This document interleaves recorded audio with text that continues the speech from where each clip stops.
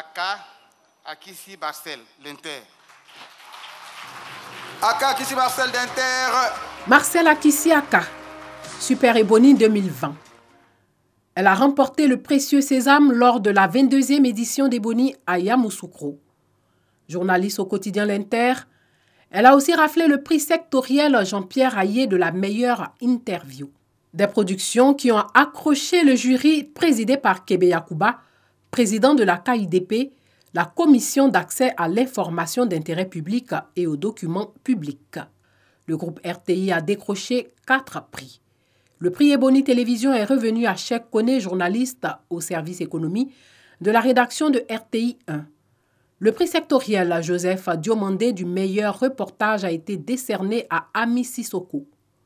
Adama Bakayoko et Ange Akwadio de Radio Côte d'Ivoire ont respectivement remporté le prix sectoriel Zadi Zaourou du meilleur journaliste culturel et le prix de la lutte contre le travail des enfants. Le prix du meilleur journaliste présentateur télé a été attribué à Ali Diarasouba de la nouvelle chaîne ivoirienne NCI. Le quotidien Fraternité Matin a aussi raflé des prix sectoriels. Outre les prix décernés aux journalistes, des Ebony d'honneur ont été attribués à des personnalités de la presse ivoirienne. L'édition 2020 des prix Ebony avait pour thème « Quel journaliste pour une Côte d'Ivoire rassemblée ?»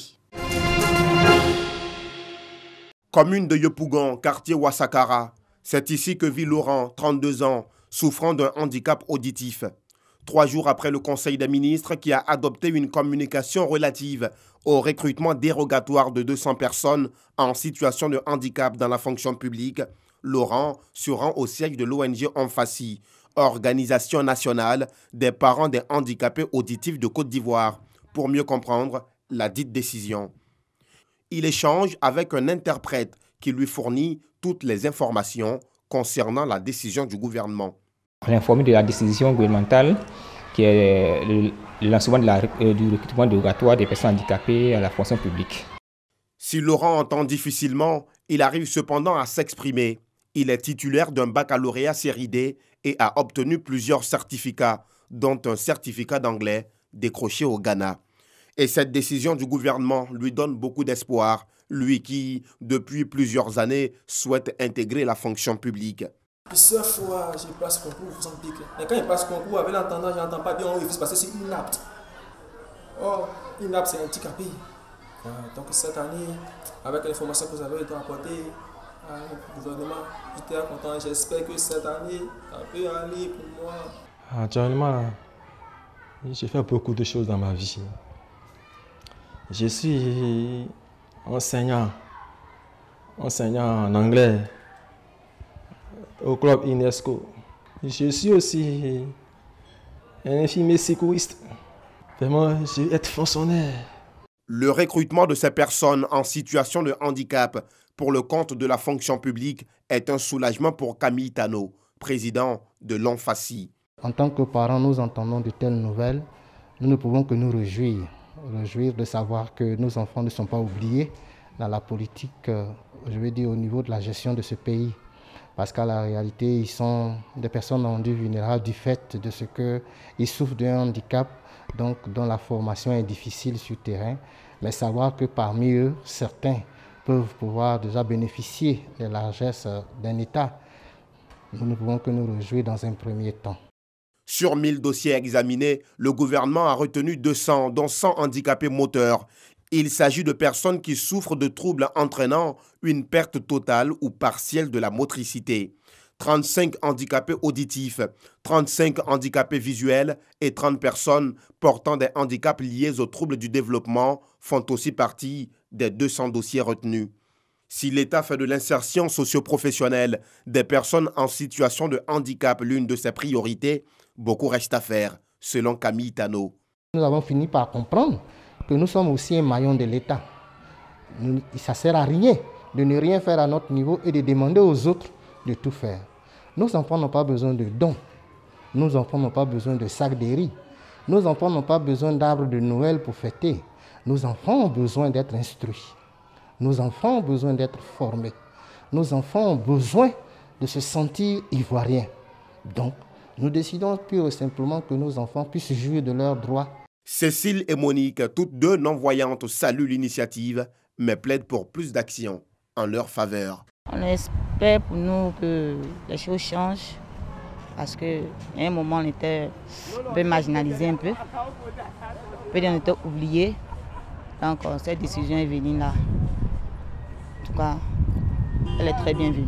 Moi, je pense que l'État doit prendre les non-voyants en charge, parce qu'il y a d'autres non-voyants qui ont des projets mais qui n'ont pas de moyens, financement pour avancer.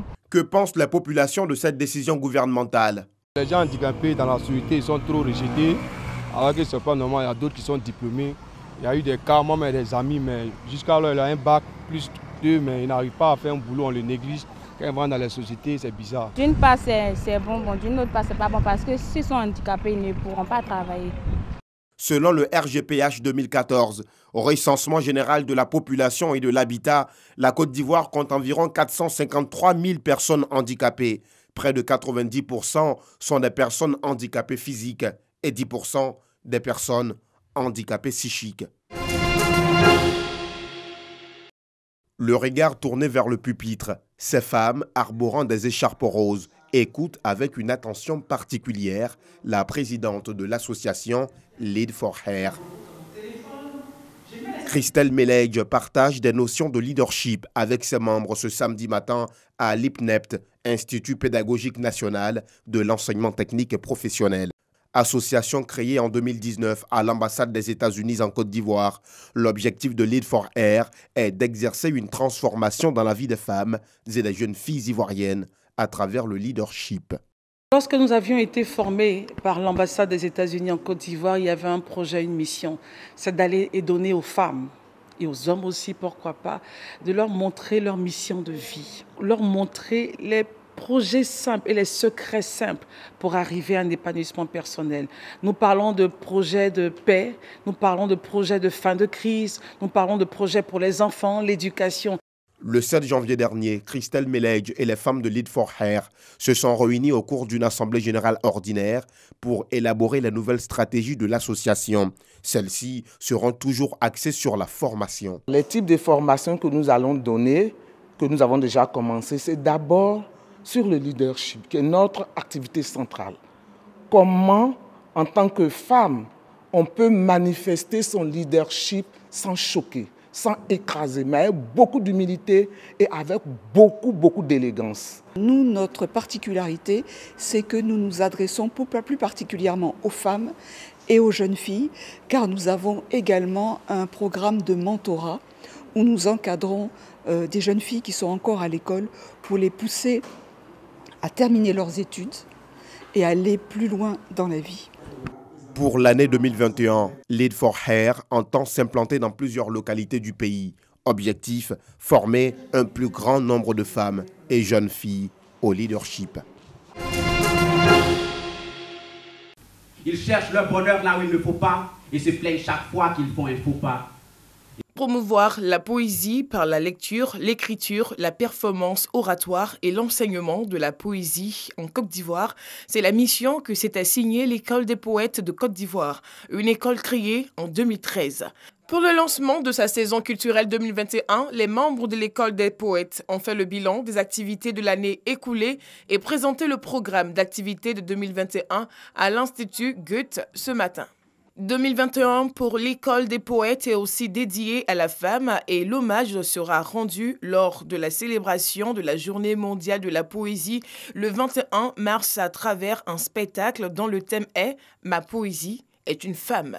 Et nous honorons, comme nous l'avons déjà fait avec le poète Père son âme Azo Vogui, comme nous l'avons fait avec, nous avons rendu hommage à l'immense Nokan, Charles Mzegwa Nokan. On a prévu avec le professeur Tanela Boni, qui est une excellente poétesse reconnue en Afrique. Et puis, si tout se passe bien, ce sera donc elle qu'on va honorer. Je suis très heureuse que nous rendrons hommage aux femmes. Voilà, parce que lorsque nous fouillons dans la société, on voit que les fondements de la société ont été bâtis par des femmes.